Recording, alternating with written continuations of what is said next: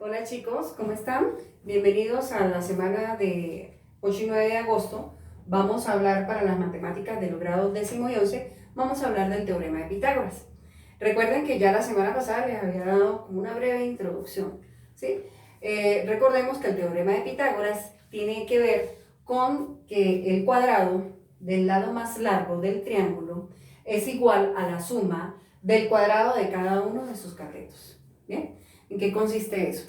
Fíjense que la fórmula nos dice que el lado más largo del triángulo se llama hipotenusa. En este caso lo vamos a representar con la letra H, ¿de acuerdo? Entonces la hipotenusa al cuadrado es igual a la suma al cuadrado de cada uno de sus catetos.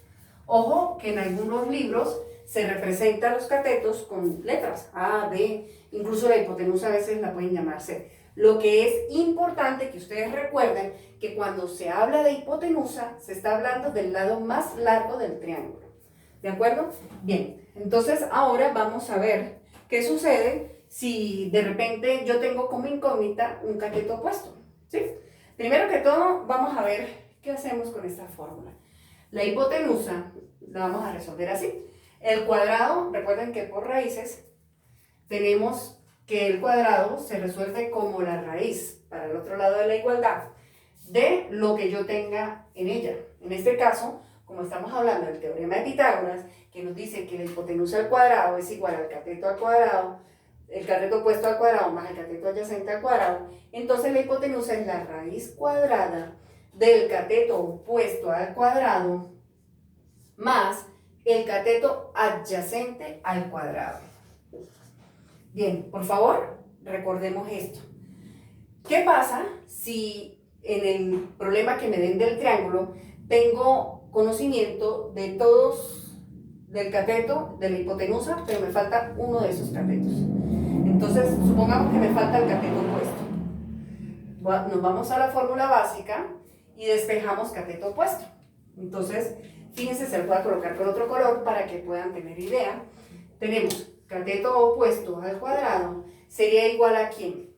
A la hipotenusa al cuadrado menos el cateto adyacente al cuadrado. Recordemos muy bien eso, ¿sí? Siempre los catetos restan a la hipotenusa, ¿ok? Entonces, cateto opuesto va a ser igual a la raíz cuadrada de la hipotenusa al cuadrado menos el cateto adyacente al cuadrado. Algo así como esto. Y si de repente conocemos el cateto opuesto, pero no conocemos al cateto adyacente, volvemos otra vez a nuestra fórmula original y despejamos cateto adyacente.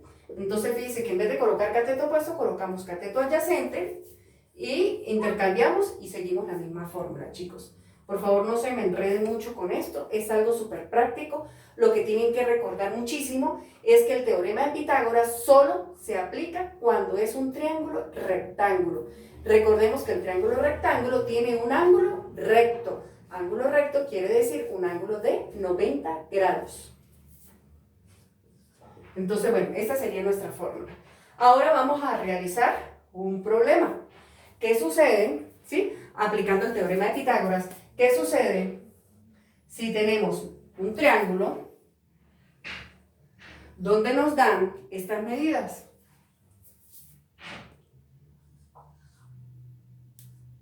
¿Sí? Me dan las medidas de los catetos y me piden que calculemos la medida de la hipotenusa. Entonces, vamos a verlo de esta manera. Recordemos, por teorema de Pitágoras, que el cuadrado de la hipotenusa es igual al cateto opuesto al cuadrado más el cateto adyacente al cuadrado. ¿Sí? Y que la hipotenusa va a ser igual a la raíz cuadrada de cateto opuesto al cuadrado más cateto adyacente al cuadrado. Bien, ahora vamos a sustituir valores para poder calcular. Hipotenusa va a ser igual a ¿quién? A la raíz cuadrada de cateto opuesto. Fíjense que el cateto opuesto, si nuestro ángulo está acá, ¿sí? El cateto opuesto es el que está al frente del ángulo, decimos que es 3 al cuadrado, ¿verdad? Por fórmula del teorema de Pitágoras. Más cateto adyacente, el que está en el lado que está totalmente adyacente al ángulo, ¿sí? Ese sería 4 al cuadrado, ¿sí? Muy bien, entonces la hipotenusa sería igual a ¿quién? 3 por 3, recordemos potenciación. No es 3 por 2, es 3 por 3, que eso equivale a 9, más 4 al cuadrado. 4 por 4 es 16, ¿sí?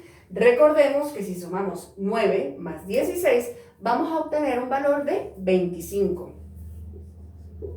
Pero ella sigue dentro de la raíz cuadrada. Para poder sacarlo de la raíz, tratamos de ver qué números primos podemos obtener del 25. Muy bien, 25 lo obtenemos de multiplicar el 5 por el 5, ¿sí? Significa que el 5 lo estaríamos multiplicando 2 veces. Entonces, la hipotenusa es igual a 5, a la raíz cuadrada de 5 elevado al cuadrado.